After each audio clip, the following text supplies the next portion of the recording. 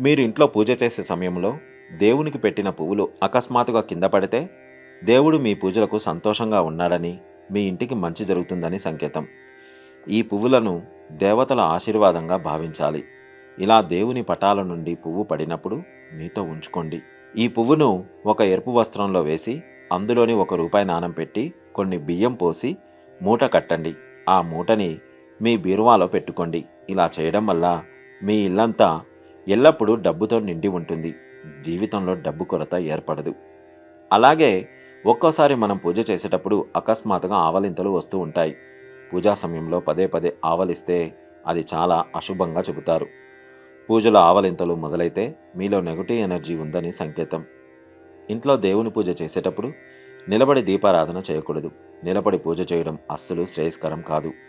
ఈ విధంగా పూజించడం వల్ల మీరు చేసే పూజలకు ఎటువంటి పుణ్యఫలితం లభించదు. కాబట్టి ఇంట్లో నిలబడి పూజ చేయకండి. కూర్చొని మాత్రమే పూజ చేయండి. అలాగే ఇంట్లో పూజ చేసే సమయంలో చిన్న చిన్న పొరపాట్లు జరుగుతూ ఉంటాయి. మనకు తెలియకుండా జరిగే చిన్న చిన్న పొరపాట్ల వల్ల అనేక సమస్యలు ఎదురవుతాయి.